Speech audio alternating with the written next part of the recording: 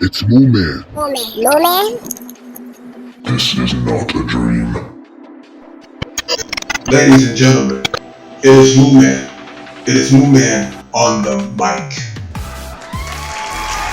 Yes, what is going on? It is your man once again, Mooman on the mic, back with another episode of the Initiative Podcast, where we get into everything: celebrity news, world news, sociology, psychology, and WTF. Let's go. Okay, man, we are at it. Episode 49. I feel good about it. I hope y'all feel good about it listening to the podcast. Okay, it has been a struggle. You know what I'm saying? But I've been taking up and taking over each challenge, you know what I'm saying, through faith and just through the fans and through what y'all feel necessary to know with me. You know what I mean? So the shout out today goes to y'all. Again, I'm gonna be shouting out my fans almost all the time, you know, unless, you know, there's a good deed out there. Of course, you know, we follow the good deeds however we can. Shout out to the good deeds of the world.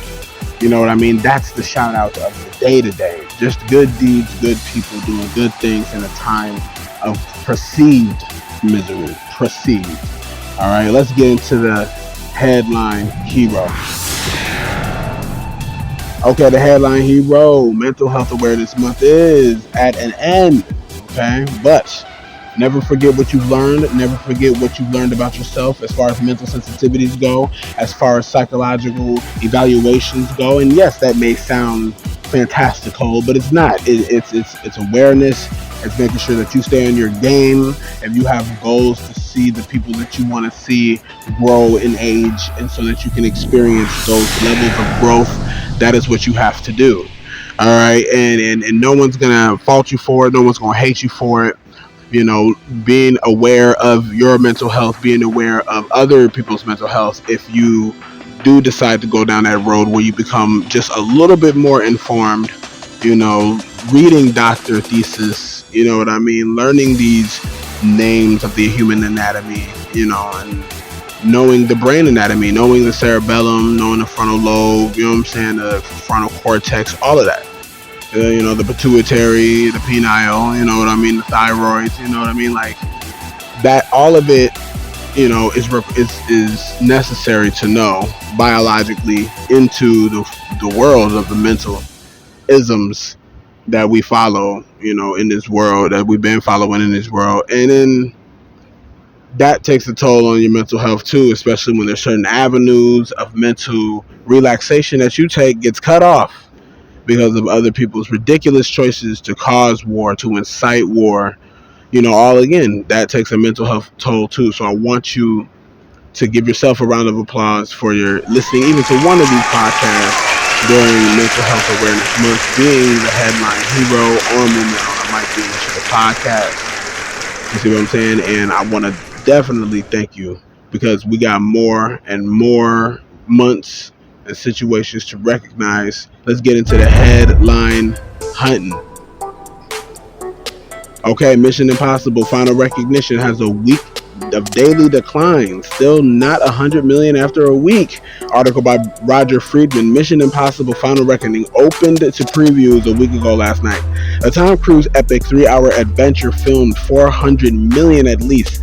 It's still not reached 100 million. Each day this week, Final Reckoning has declined at the box office. Declined, okay? And that's crazy because he put so much of his effort into creating the movie. Even midweek, when most films get a boost, FR was down, okay? It should cross 100 million today, Friday, but the weekend will show if FR is going to go beyond 150 million. That is crazy. All right, Final Reckoning is what FER means. If you guys just got a little confused, you know, some of y'all may have been. All right, worldwide the total is 218 million so far. Very popular in Japan, South Korea, the UK. Still not released in China though. I wonder why. Will Paramount be on the hook for Cruise's wild spending? Stay tuned. We go into the headline hunting. When Taylor Swift gets back, the album Scooter Braun bought, then sold to Shamrock Holdings. Another article by Roger Friedman.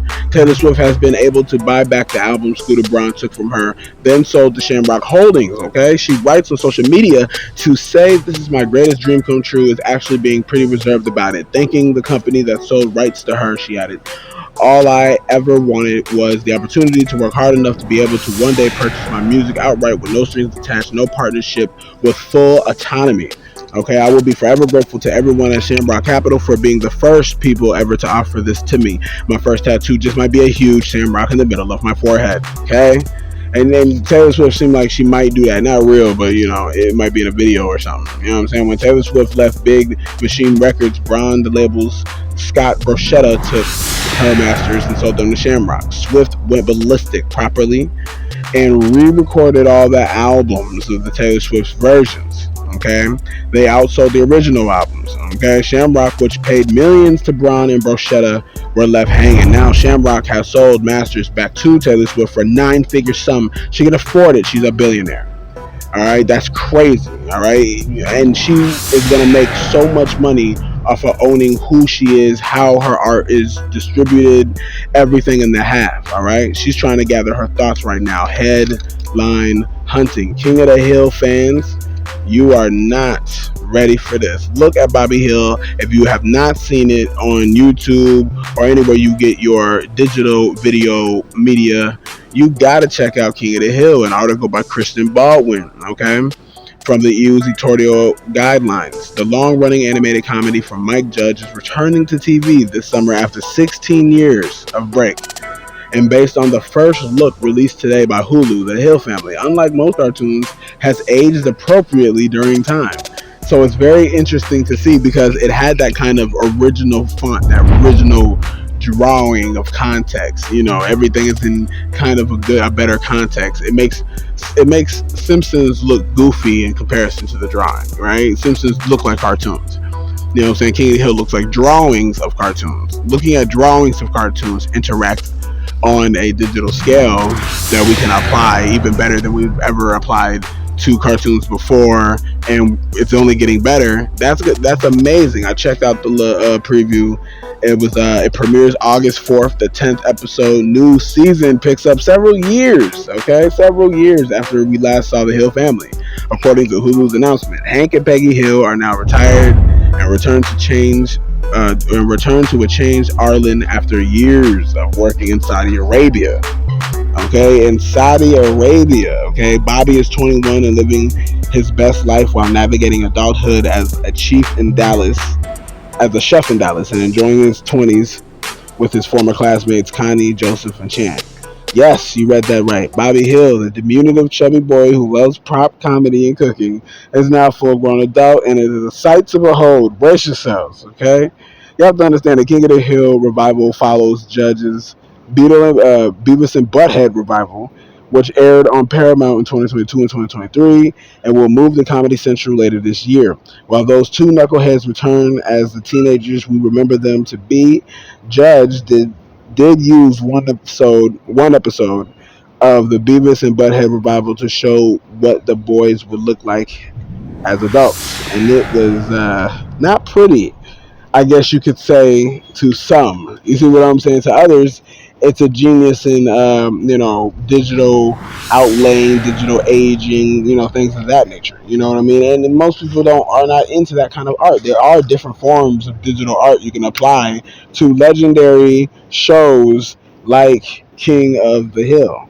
You see what I'm saying? I mean, that's just amazing all in and by itself. You know what I mean? But at the same time, there's legendary. You know what I'm saying? You got legendary actors, you got legendary voice actors. You know what I mean? The legendary voice actors is just, thing to behold because it takes over and destroys the entire cartoon every time they do change someone who does the voices of these animated cartoons. You see what I'm saying? And I mean, we ain't got to talk about just King of the Hill. You know what I mean? We can talk about everything else. You know what I mean? So my thing is, give it some time, all right? Give it some time. We are doing it real big out here with the digital era and the cartoons. I've been enjoying them, you know what I mean? They're in their right restriction age, you know what I mean, for the ones who are knowing how to do it right, you know what I mean? And everyone is getting their different flavor of different artist creativity these days in the world of digital artistry. You see what I'm saying? But it's cool.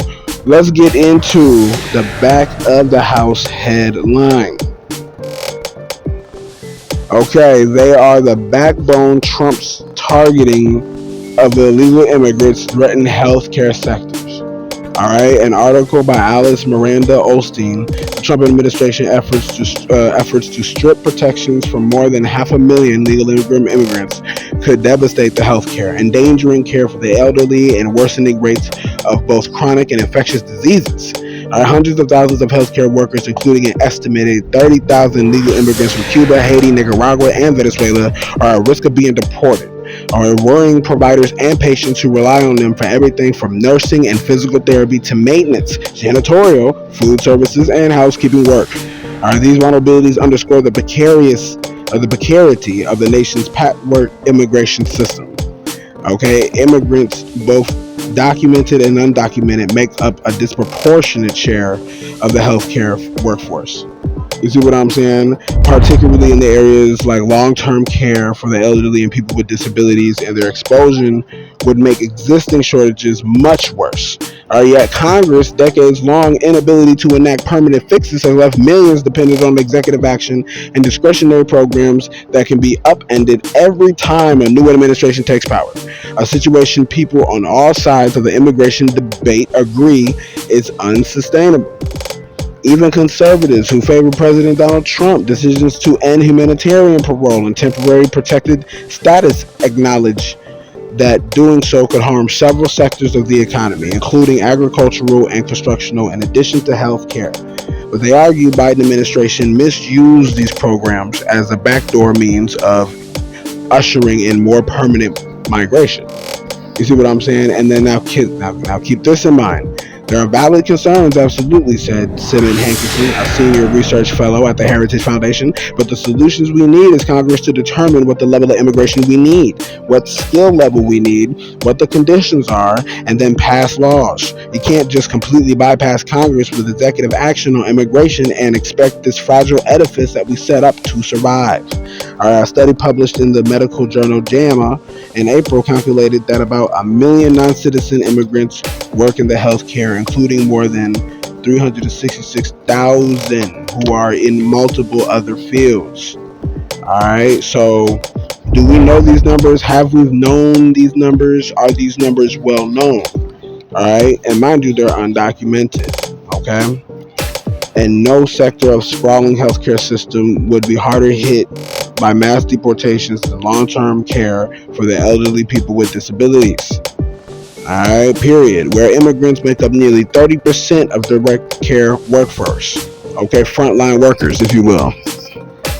In the amicus brief opposing the Trump administration bid to cancel humanitarian parole for 500,000 workers, the Attorney General for 15 states and Washington, D.C. noted that immigration makes up more than 3/4 of the home health aides in New York and nearly half in California.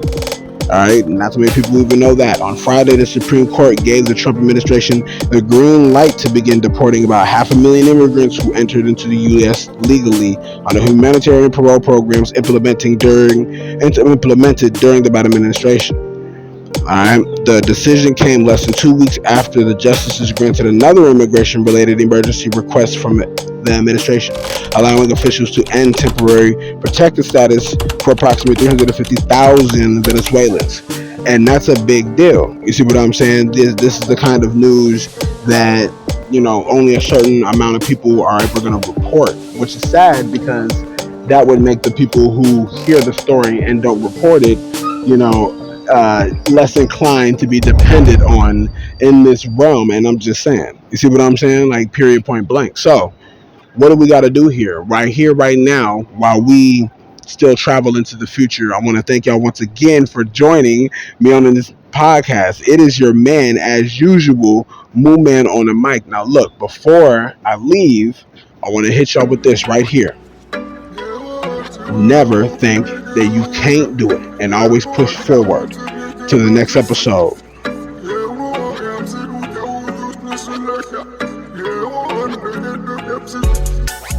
I don't mean no disrespect, but no way. I can't listen to you, I do this my own way. This is not a game, no, I don't play. And you wasn't game before, so now it's no way. No way. No no, no.